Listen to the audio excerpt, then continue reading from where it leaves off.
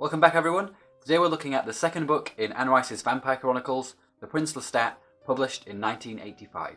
Lestat tells us the story of the titular vampire who was a companion to Louis in the previous novel.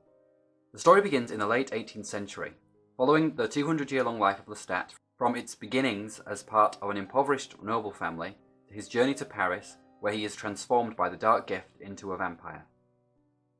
Part 1. The villain is the hero.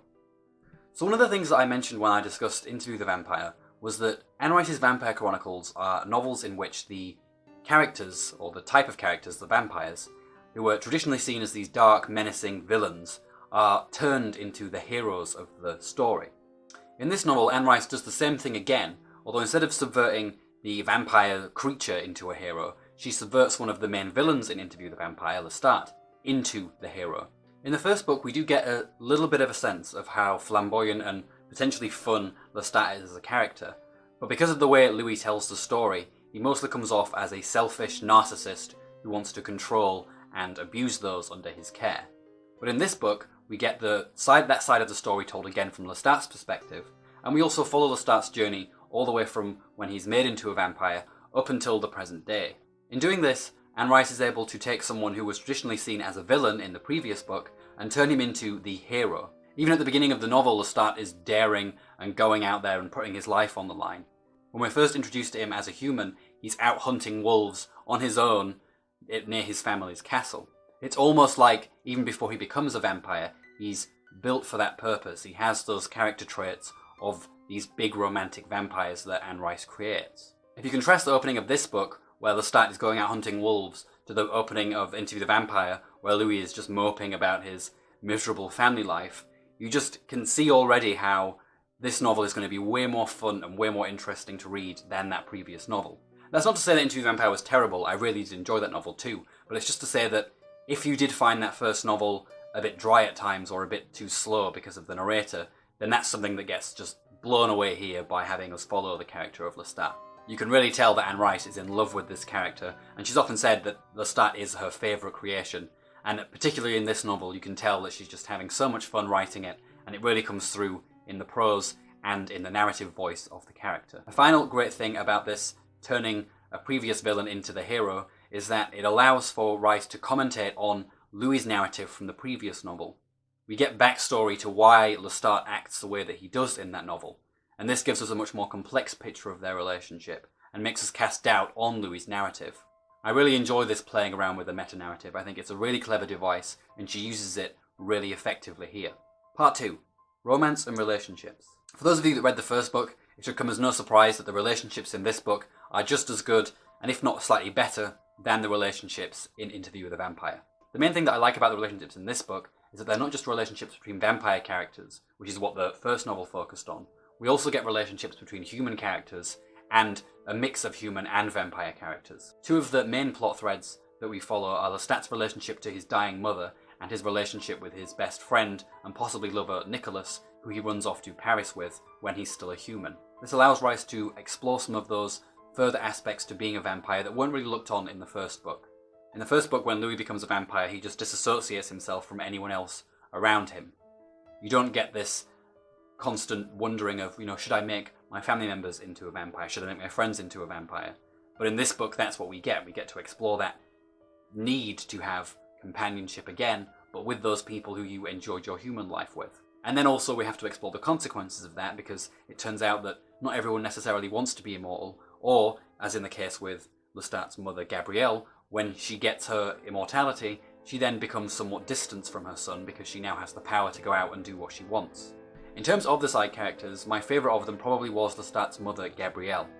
It's a shame that Anne Rice doesn't seem to like Gabrielle that much. I remember watching an interview where she says that Gabrielle doesn't love Lestat, and I think that's why she doesn't like Gabrielle, because she does love Lestat. However, I found Gabrielle slightly more complex than this. On the one hand, she's definitely someone who seems to be living through her son. She's a woman in the 18th century, and obviously doesn't have much in the term of freedom, so when she's a human and her son is a human, she basically lives a masculine life through him. Then when she becomes a vampire, she no longer needs him in that way, so she does become somewhat distant, and she does have this itch to go and explore the world on her own, away from her family. I think she's a character with complex motivations, and mixed feelings about her relationship to her son. And I find their storyline together one of the most interesting in the book overall. But whatever the case of Gabrielle's motivations, I still find her to be a very interesting, very complex character. And although I don't think it's ever going to happen, I'd love for Anne Rice to write a book that focuses on Gabrielle's perspective. It is also worth mentioning the relationship between Nicholas and Lestat. That is one of the most interesting and one of the most tragic relationships of this novel in particular. In a lot of ways, the decision that Lestat has to make as to whether to turn him into an immortal or not is harder in this case. Because while Gabrielle, his mother, is dying, so it's basically like you either lose her forever or not, Nicholas is someone who's potentially going to live a fulfilling human life, and Lestat is unsure as to whether he wants to take that away from him.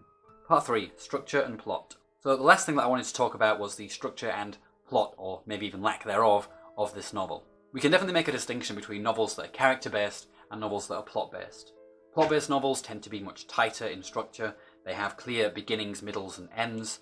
There's clear plot threads going through, whereas a character-based novel tends to focus on a particular character or a group of characters, their internal dialogues, their perceptions of the world around them, and how that changes over time. There is definitely a plot to The Prince Lestat for sure.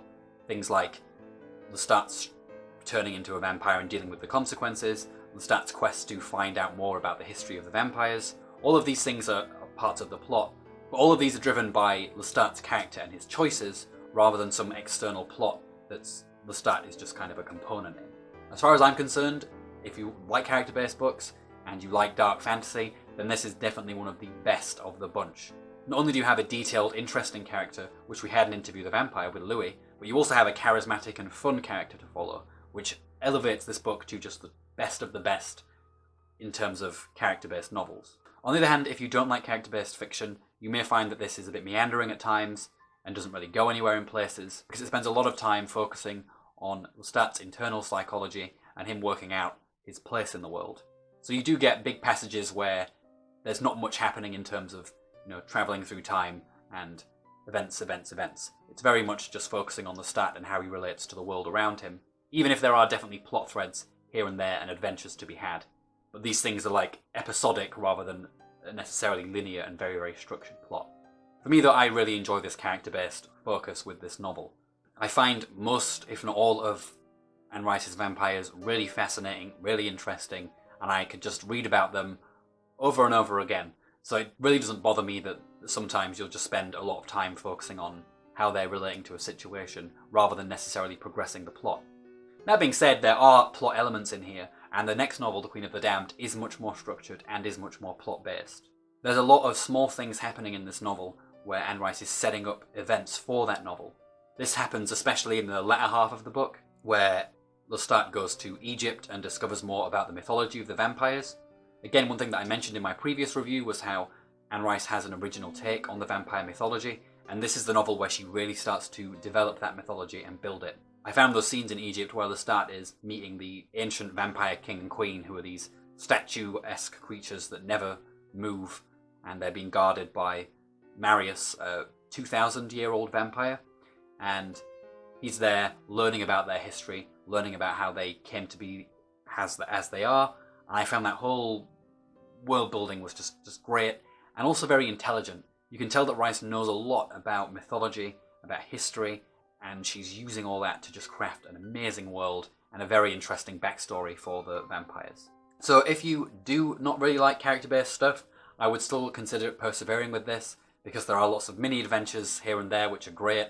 There's some great world building as well, and there are certain things being set up in this novel that build into the next novel, which, as I said, is very plot-based, and again, is just a great novel as a plot-based novel. It's fantastic. It's possibly better than this one. I jump between which one of these two I like more. If you want to explore characters and how they relate to their worlds, then probably The Vampire Lestat is the better of the two. But if you want a much more action-packed, fast-paced novel, with still some character-based digressions, because it's Anne Rice and that's what she does really well, but if you prefer the more plot-based stuff, then Queen of the Damned might be for you. Part 4, Conclusion. Overall, I think this is a fantastic entry into the Vampire Chronicles. It takes everything that worked in the first book, character-based exploration, strong, interesting relationships, and builds upon them, making them even more interesting, even more complex, and even more enjoyable to follow. It also shows a lot of maturity in Anne Rice's writing style. In the first book, she can overstretch herself a little bit with the writing. You also have a protagonist with a narrative voice that's a bit brooding and a bit miserable at times. Those things are pretty much eradicated here. We have a fantastic protagonist in Lestat who still has the flamboyant language of Louis, but is more charismatic and has a lot more fun with it. There's a lot less mope and a lot more fun in this novel. As I said at the beginning, I think Anne Rice really enjoyed writing this, and you can just smell the excitement and the fun that she's having as she's telling this story. Okie dokie, that's it for today's video. If you like what I do here, please like this video, subscribe. Please let me know in the comments what your thoughts are on this video, of my opinions of this book itself, of Anne Rice, of the Vampire Chronicles, and anything else that you would like to talk about. Just let me know in the comments, and I will read them and I will respond. So just talk away. Okay, take care everyone, and I will see you all in the next video.